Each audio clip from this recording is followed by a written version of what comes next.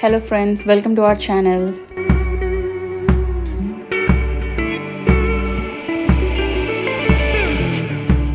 ఇవాళే రిలీజ్ అయిన నోబడీ 2 అనే హాలీవుడ్ మూవీ చూడడం జరిగింది.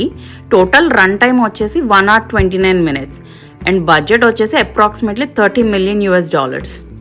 నా మూవీ ఎక్స్పీరియన్స్ చెప్పాలంటే నచ్చింది అండ్ ఎక్కడా కూడా బోర్ కొట్టలేదు.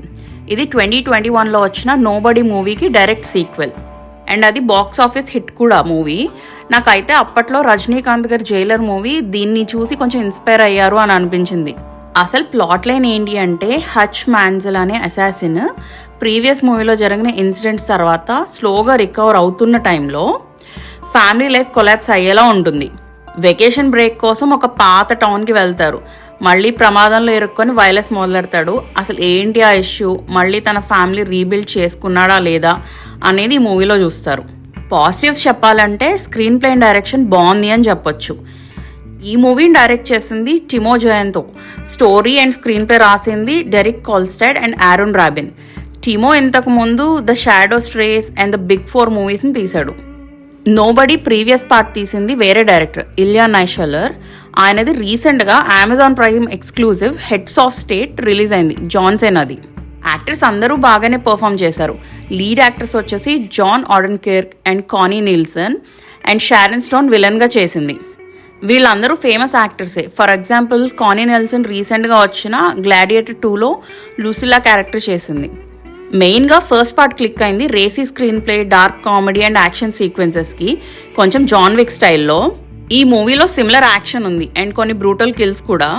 మ్యూజిక్ అండ్ సౌండ్ డిజైన్ కూడా బాగుంది, చాలా సీన్స్ని ఎలివేట్ చేస్తుంది. డామినిక్ లెవెస్ వర్క్ చేశాడు. సినిమాటోగ్రఫీ కూడా బాగుంది. యాక్షన్ సీన్స్లో క్యాలెన్ గ్రీన్ వర్క్ చేశాడు. యాక్షన్ కొరియోగ్రాఫర్గా ఆన్యా వాల్కోవ్ చేసింది. నెగిటివ్స్ చెప్పాలి అంటే స్టోరీ లైన్ కొంచెం ప్రిడిక్టబుల్ ఉంటుంది. మనం చాలా మూవీస్లో చూసినట్టే, లైక్ అగ్రెషన్ అండ్ వైలెన్స్ వల్ల ఫ్యామిలీ ఎలా ఇరుక్కుంటుంది అన్న పాయింట్ మీద. హచ్ వాళ్ళ ఫాదర్ అండ్ వైఫ్ బెకాకి ఇంకా కొంచెం రన్ టైం ఇచ్చి స్టోరీ రన్ చేయాల్సిందే అని అనిపించింది.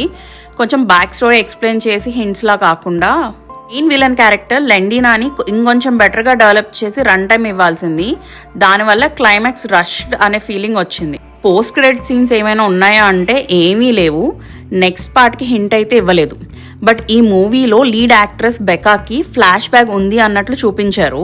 అలాంగ్ విత్ అదర్ ఫ్యామిలీ మెంబర్స్కి. ఒక ఇంటర్వ్యూలో ఆడెన్కిర్క్ మాట్లాడుతూ 3rd and 4th పార్ట్స్ వస్తే బాగుంటుంది, తను వాటిలో యాక్ట్ చేయాలి అని అనుకుంటున్నాను అన్నాడు.